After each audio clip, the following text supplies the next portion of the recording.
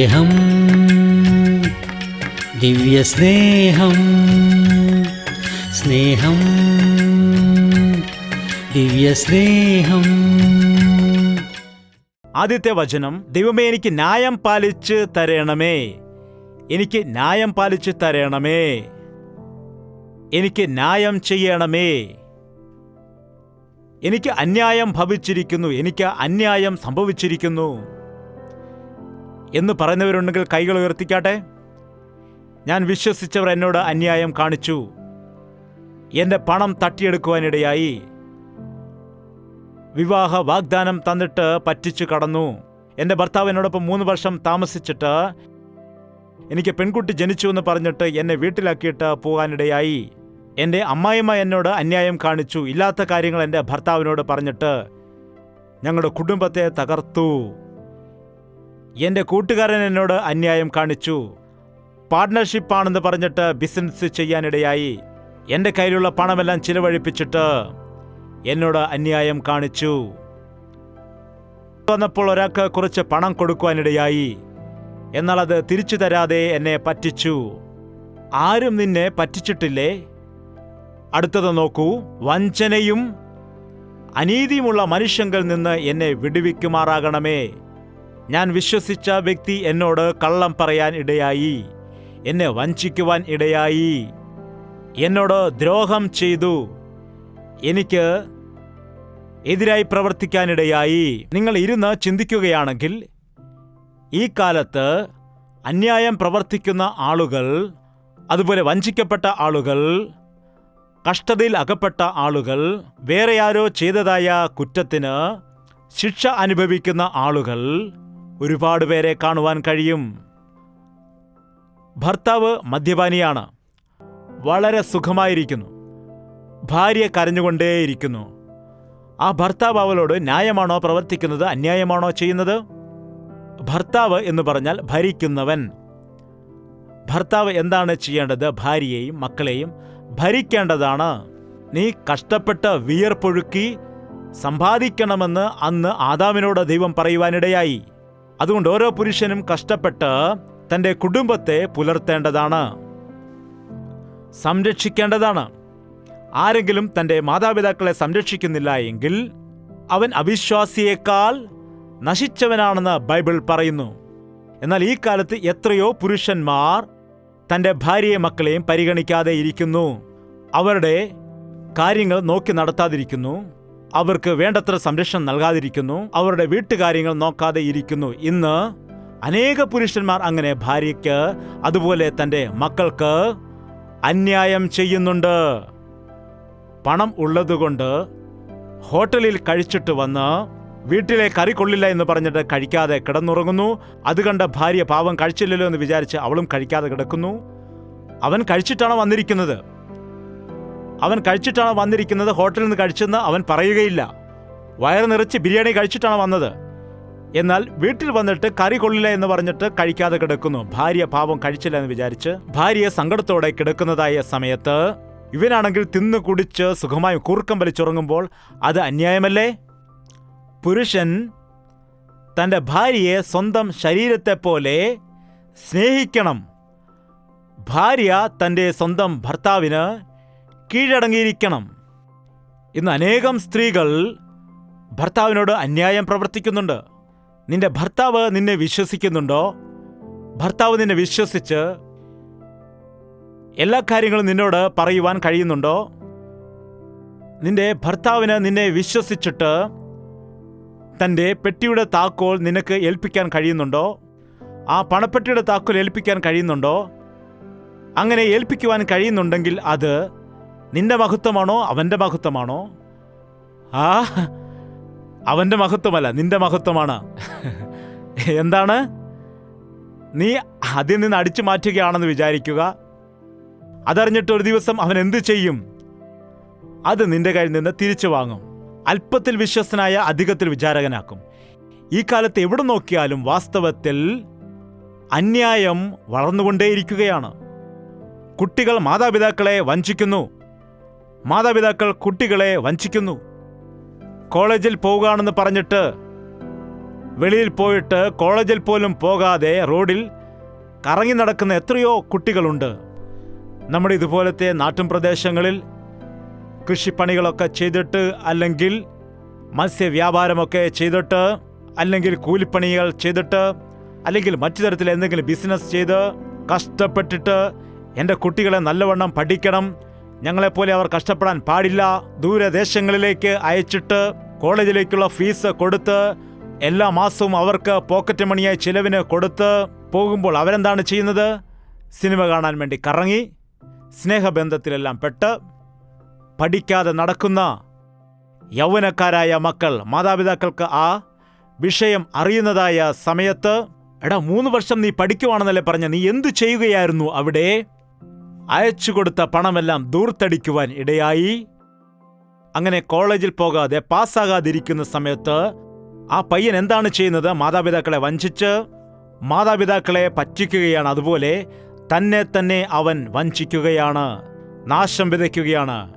ഈ കാലത്ത് മനുഷ്യർ വഞ്ചിക്കുന്ന കാര്യത്തിൽ പെരുകിക്കൊണ്ടേയിരിക്കുന്നു. ഒരു മനുഷ്യൻ കോഴി മുട്ടയിട്ടിരിക്കുന്ന സമയത്ത്, അത് പൊരുന്ന ഇരിക്കുന്ന അതേ സമയത്ത് തന്നെ ആ ചെറിയ കൂട്ടിൽ കയറിയിട്ട് ആ കോഴി അറിയാതെ തന്നെ അതിൽ നിന്ന് ഓരോരോ മുട്ട അനക്കാതെ എടുക്കുമെന്ന്. ഒരു അനക്കം പോലും ഇല്ലാതെ ഒരു ദിവസം അങ്ങനെ ഇയാൾ ആ മുട്ടയെടുത്ത് സഞ്ചിയിൽ കൊണ്ടുവച്ചു. താഴെ വന്നിട്ട് നോക്കുമ്പോൾ ആ സഞ്ചിയിൽ ഒരു മുട്ട പോലുമില്ല. എന്താണ് സംഭവിച്ചത്? തൻ്റെ മകൻ പിറകാലെ വന്നിട്ട് കോഴി അറിയാതെ അയാൾ എടുത്ത മുട്ടകളെല്ലാം അയാൾ അറിയാതെ തൻ്റെ മകൻ എടുത്ത് സഞ്ചിയിൽ കൊണ്ടുവച്ചെന്ന്. വഞ്ചന കാണിച്ച് നേടുന്നത് നമുക്കൊരിക്കലും അനുഗ്രഹം ആയിരിക്കില്ല. യാക്കോബ് വഞ്ചിക്കുവാനിടയായി. ആരെയാണ് വഞ്ചിച്ചത്? സ്വന്തം സഹോദരനെ വഞ്ചിക്കാനിടയായി. എന്നെ വിശക്കുന്നു, എനിക്ക് അല്പം പായസം തരുമോ എന്ന് ചോദിച്ചപ്പോൾ, നിന്റെ ജ്യേഷ്ഠാവകാശം എനിക്ക് തന്നാൽ ഈ പായസം മുഴുവൻ നിനക്ക്. ജ്യേഷ്ഠാവകാശം എങ്ങനെയാണ് ലഭിക്കുന്നത്? ഞാൻ ജ്യേഷ്ഠനായി ജനിക്കണമെന്ന് ആഗ്രഹിച്ചാൽ അങ്ങനെ ജനിക്കുവാൻ കഴിയുമോ? അത് ദൈവം നിയമിച്ചതായ ഒന്നാമത്തെ ഫലമാണ്, ആദ്യത്തെ സന്താനമാണ്. ആ കാലത്ത് ജ്യേഷ്ഠന് പിതാവ് കഴിഞ്ഞാൽ പിന്നെ അവനാണ് അവകാശം. വസ്തുവകകൾ ഭാഗം ചെയ്യുമ്പോൾ പിതാവിൻ്റെതായ ഭാഗം എല്ലാവർക്കും ഭാഗം വയ്ക്കുമ്പോൾ പിതാവിനും ഒരു ഭാഗം ഉണ്ട്. അതായത് 3 ആൺമക്കളാണെങ്കിൽ 4 ഭാഗങ്ങൾ ചെയ്തിട്ട് 3 മക്കൾക്കും ഓരോ ഭാഗം, പിതാവിനും ഒരു ഭാഗം. ആ പിതാവിൻ്റെ ഭാഗം പിതാവ് മരിച്ചുപോയ ശേഷം മൂത്ത മകന് ലഭിക്കാനിടയാകും. എല്ലാവർക്കും അത് കിട്ടുകയില്ല. അതുകൊണ്ടാണ് ഇരട്ടി അനുഗ്രഹം. അതുകൊണ്ട് ജ്യേഷ്ഠനായി ഇരിക്കുവാൻ വേണ്ടി എല്ലാ വ്യക്തികളും അന്ന് ആഗ്രഹിച്ചിരുന്നതാണ്. അതുമാത്രമല്ല, ബൈബിൾ പ്രകാരമായിട്ട് ആദ്യത്തെ ഫലം ദൈവത്തിൻ്റെ സ്വത്താണ്. ദൈവം ആദ്യത്തെ സന്താനത്തെ ഒരുപാട് അനുഗ്രഹിക്കും. എത്ര ആളുകൾ പറയുന്നു, ഞാൻ വീട്ടിലെ മൂത്ത കുട്ടിയാണ്, മൂത്ത മകനാണ്, മകളാണ് എന്ന് പറയുന്നവർ കൈ ഉയർത്താമോ? അതുകൊണ്ടാണ് ഇങ്ങോട്ട് തന്നെ വന്നത്. എത്ര നാൾ ദൈവത്തിന് പിടികൊടുക്കാതെ പോകും? ആദ്യത്തെ ഫലം ദൈവത്തിൻ്റെ സ്വത്ത്, ആദ്യത്തെ സന്താനം ദൈവത്തിൻ്റെ സ്വത്താണ്. എൻ്റെ വീട്ടിൽ ഞാനാണ് മൂത്ത കുട്ടി. എൻ്റെ പിതാവ് മാനസാന്തരപ്പെട്ട ശേഷം എന്നെ ഡോക്ടറായിട്ട് പഠിപ്പിക്കണമെന്ന് ആഗ്രഹിച്ചിരുന്നു. എന്നാൽ മാനസാന്തരപ്പെട്ട ശേഷം പറഞ്ഞു, ദൈവത്തിൻ്റെ ഹിതമെന്താണെന്ന് അറിയണം എന്ന് പ്രാർത്ഥിച്ച സമയത്ത് ദൈവം പറയുകയുണ്ടായി, ആദ്യ ഫലം എൻ്റെ സ്വത്താണ്, അതുകൊണ്ട് നീ ദൈവത്തിൻ്റെ വേല ചെയ്യണം. ശരി പിതാവേ, ഞാനും അപ്പോൾ രക്ഷിക്കപ്പെട്ടിരുന്നു. അങ്ങ് പ്രാർത്ഥിച്ചു കൊള്ളുക. ഞാൻ പ്രാർത്ഥിച്ച സമയത്ത് നിന്റെ മാതാവിൻ്റെ ഉദരത്തിൽ വരുന്നതിന് മുൻപേ ഞാൻ നിന്നെ തിരഞ്ഞെടുത്തിരിക്കുന്നുവെന്ന് പറഞ്ഞു. എനിക്ക് 18 വയസ്സുള്ള സമയത്ത്. അപ്പോൾ ഞാൻ കാക്കനാട് വിട്ടിട്ട് ചെന്നൈയിലേക്ക്, മദ്രാസിലേക്ക് പോയി ബൈബിൾ കോളേജിൽ പഠിക്കുന്നതിന് വേണ്ടി അന്നു മുതൽ ഇന്ന് വരെ ദൈവത്തിൻ്റെ സേവയിലായിരിക്കുന്നു. ഇപ്പോൾ നിങ്ങളേത് സേവയിലാണ്? ഇന്ന് ഈ കാലത്ത് അനേകം ആളുകൾ മദ്യപാനത്തിൻ്റെ സേവയിൽ, പിശാചിൻ്റെ സേവയിൽ ആയിരിക്കുന്ന വ്യക്തികളാണ്. ആദ്യ ഫലം ദൈവത്തിൻ്റെതാണ്. നിങ്ങൾ വിചാരിച്ചിട്ടല്ല, ദൈവം നിങ്ങളെ നിയമിച്ചതാണ്. അതുകൊണ്ട് ഇവിടെയായിരിക്കുന്ന വ്യക്തികളിൽ എല്ലാവരും പ്രാർത്ഥിക്കുക, ദൈവമേ നീ എന്നെ തിരഞ്ഞെടുത്തിരിക്കുകയാണോ, ഞാൻ നിന്റെ സേവ ചെയ്യണമോ എന്ന് പ്രാർത്ഥിക്കുക. ദൈവം തൻ്റെ ആലോചന നിങ്ങളെ അറിയിക്കുക. നിങ്ങളുടെ ജീവിതം കർത്താവിൻ്റെ കയ്യിൽ ഏൽപ്പിച്ച അവൻ നിങ്ങളെ അനുഗ്രഹിക്കും. അനേകം ആളുകൾക്ക് തങ്ങൾ ജ്യേഷ്ഠനായിരിക്കുന്നു എന്നതിൻ്റെ വില അറിയത്തില്ല. യാക്കോബിന് താൻ ജ്യേഷ്ഠനാണ്, ഏശാവിന് ജ്യേഷ്ഠനാണ്, ദൈവം എന്നെ തിരഞ്ഞെടുത്തിരിക്കുന്നു എന്ന വില അവനുണ്ടോ? അവനില്ലായിരുന്നു. അതുകൊണ്ട് പറഞ്ഞു, നീ എടുത്തോ, എനിക്ക് കഴിക്കാനുള്ളത് താ. അത്രയേ ഉള്ളൂ. എനിക്ക് ആഹാരം മതി. ഒരു നേരത്തെ ആഹാരത്തിനു വേണ്ടി തൻ്റെ ജ്യേഷ്ഠ അവകാശം അവൻ വിറ്റുകളയാനിടയായി. ഇന്ന് നോക്ക്, പണത്തിനു വേണ്ടി മനുഷ്യൻ അവകാശം വിറ്റുകളയുന്നു, മനസ്സാക്ഷി വിൽക്കുന്നു, പാപത്തിന് അടിമകളായി മാറുന്നു, ഇഷ്ടമുള്ള കാര്യങ്ങൾ ചെയ്യുന്നു. പണത്തിനു വേണ്ടിയാണ്. തല്ലുകൂടുന്നു, ചീത്ത വിളിക്കുന്നു, കേസ് കൊടുക്കുന്നു. പണത്തിനു വേണ്ടിയാണ്. പരസ്പരം വിദ്വേഷിച്ചിട്ട് പരസ്പരം കലഹങ്ങൾ ഉണ്ടാക്കുന്നു. വളരെ നീചമായൊരു അവസ്ഥയാണത്. ദുഷിച്ച ഒരു കാലമാണിത്. നാം ദൈവത്തിൻ്റെ മക്കളായിരിക്കുമ്പോൾ ദൈവത്തിൻ്റെ സ്നേഹത്താൽ നാം നിറയപ്പെട്ടവർ ആയിരിക്കണം. ദൈവം തന്നതിൽ നന്ദി ഉള്ള വ്യക്തികളായിരിക്കണം. വഞ്ചിച്ചിട്ട് ജ്യേഷ്ഠാവകാശം തട്ടിയെടുക്കുവാൻ ഇടയായി. അതുപോലെ പിതാവിനെയും വഞ്ചിക്കുവാൻ ഇടയായി. അതുപോലെ അമ്മായിപ്പൻ്റെ അടുക്കൽ ചെന്ന് വഞ്ചിച്ചിട്ട് വസ്തുവകൾ സമ്പാദിച്ചു. എന്താണ്? യാക്കോബിന്റെ ജീവിതത്തിൽ സന്തോഷം ഇല്ലായിരുന്നു. അവന് ആവുന്നതെല്ലാം അവൻ സമ്പാദിച്ചു കൂട്ടിയിരുന്നു. 1 2 ഭാര്യമാർ, 10 മക്കൾ, അവന് വസ്തുവകകൾ, സമ്പത്ത്. എന്നാൽ എന്താണ്? സമാധാനമില്ല. എനിക്ക് ആരുമില്ല. എന്നെ ഒരാൾ വഞ്ചിച്ചു, എന്നെ പറ്റിക്കാനിടയായി, എന്നെ ചതിക്കാനിടയായി, എന്നെ സഹായിക്കാൻ ആരുമില്ല എന്ന്. ഞാൻ രോഗത്തിലായിരിക്കുന്നു, എന്നെ വിടുവിക്കുവാൻ ആരുമില്ല, എന്നെ സഹായിക്കുവാൻ വേണ്ടി പറഞ്ഞാൽ കർത്താവ് തീർച്ചയായും നിന്നെ വിടുവിക്കാനിടയാവും. എഴുന്നേറ്റ് നിൽക്കാം, നമുക്ക് പ്രാർത്ഥിക്കാം. പ്രാർത്ഥന. സത്യമാണ് ദൈവമേ, എനിക്ക് അന്യായം സംഭവിച്ചിരിക്കുന്നു. ഞാൻ വഞ്ചിക്കപ്പെട്ടിരിക്കുന്നു, ഞാൻ പറ്റിക്കപ്പെട്ടിരിക്കുന്നു. ശരിയാണ് പിതാവേ, എനിക്ക് നഷ്ടം സംഭവിച്ചിരിക്കുന്നു. സത്യമാണ്, ഞാൻ മറ്റുള്ളവരെ വേദനിപ്പിക്കുന്ന അവസ്ഥയിലായിരിക്കുന്നു, മറ്റുള്ളവരെ ദുഃഖിപ്പിക്കുന്ന അവസ്ഥയിലായിരിക്കുന്നു, മറ്റുള്ളവരെ ദുഷിക്കുന്ന രീതിയിലായിരിക്കുന്നു, മറ്റുള്ളവർക്ക് ദോഷം പ്രവർത്തിക്കുന്ന രീതിയിലായിരിക്കുന്നു. നിന്റെ മകനെന്ന് ഞാൻ പറയാറുണ്ട്, എന്നാൽ എൻ്റെ ഹൃദയം മുഴുവൻ അശുദ്ധി ആയിരിക്കുകയാണ്. ഇന്നെൻ്റെ ഹൃദയത്തിനൊരു മാറ്റം ഉണ്ടാക്കണമേ. എൻ്റെ കഷ്ടങ്ങളെ മാറ്റണമേ. നിന്നോട് തന്നെ നിലവിളിച്ചു പ്രാർത്ഥിക്കുന്നു. എൻ്റെ കുടുംബത്തെ കെട്ടിപ്പണിയണമേ. ഭാര്യാഭർത്താക്കന്മാരുടെ ഇടയിൽ നല്ല സമാധാനം തരണം. ഞങ്ങളുടെ മക്കളുടെ ജീവിതത്തിൽ തിന്മ സംഭവിക്കാതെ അവർക്ക് അനുഗ്രഹമുണ്ടാകുവാൻ നീ സഹായിക്കുമാറാകണം. വിദ്യാഭ്യാസം ചെയ്ത് ഉപയോഗമുള്ളവരായി മാറുവാൻ സഹായിക്കണം. മാനസാന്തരപ്പെട്ട് ദൈവത്തിൻ്റെ സാക്ഷിയായി ജീവിക്കാൻ വേണ്ടി അവരെ സഹായിക്കണം. നമുക്കെല്ലാവർക്കും വായി തുറന്ന് പ്രാർത്ഥിക്കാം. പരിശുദ്ധനായ സ്നേഹമുള്ള പിതാവേ, ഒരു തവണ കൂടെ നിന്റെ മക്കളെ നോക്കണമേ. എവിടെ നിന്നെല്ലാമോ നിന്റെ സന്നിധിയിൽ വന്നിരിക്കുന്ന നിന്റെ മക്കളെ ഒന്ന് നീ നോക്കണമേ. ഞങ്ങൾ വഞ്ചിതരാകപ്പെട്ടിരിക്കുന്നു. ഞങ്ങളുടെ ജീവിതത്തിൽ കഷ്ടതയുണ്ട്, ഞങ്ങൾക്ക് നഷ്ടങ്ങളുണ്ട്, ഞങ്ങൾക്ക് സമാധാനം ഇല്ല. ഞങ്ങളുടെ സാമ്പത്തിക പ്രതിസന്ധികൾ ഞങ്ങളെ ഒരുപാട് ഞെരുക്കത്തിലാക്കി മാറ്റിയിരിക്കുകയാണ്. ഞങ്ങൾക്ക് ദൈവത്തിൻ്റെ അനുഗ്രഹം വേണം, ഞങ്ങൾക്ക് ദൈവത്തിൻ്റെ കരുണ വേണം.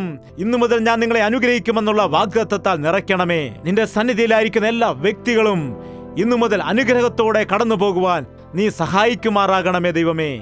ഇരുളിൽ പ്രകാശിക്കുന്ന വെളിച്ചം പോലെ അവർ ആയിരിക്കുന്ന ദേശത്ത് പ്രകാശമായി മാറുവാൻ നീ അവരെ സഹായിക്കുമാറാകണമേ. നിന്റെ കരുണയുടെ കരം നീട്ടി എല്ലാ വ്യക്തികളെയും അനുഗ്രഹിച്ച് എല്ലാവരെയും നീ ആശ്വസിപ്പിക്കണമെന്ന് യേശുക്രിസ്തുവിന്റെ നാമത്തിൽ അപേക്ഷിക്കുന്നു പിതാവേ.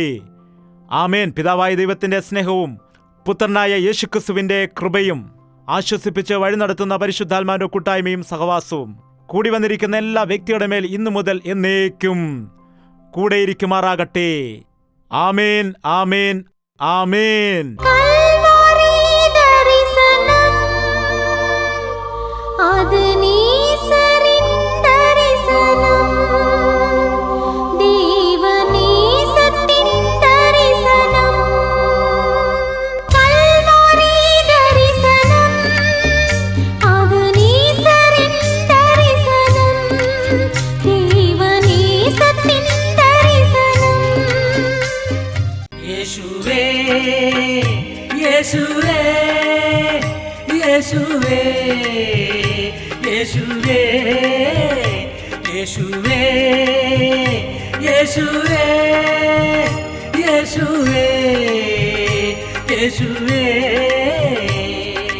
നിന്നെ നിന്നെ എന്നും ഞാൻ സേവിക്കും.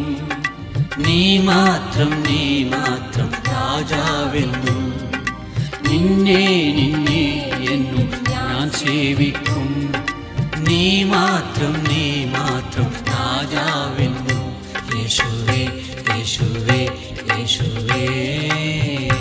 യേശുവേ യേശുവേ യേശുവേ യേശുവേ യേശുവേ യേശുവേ യേശുവേ യേശുവേ യേശുവേ യേശുവേ യേശുവേ യേശുവേ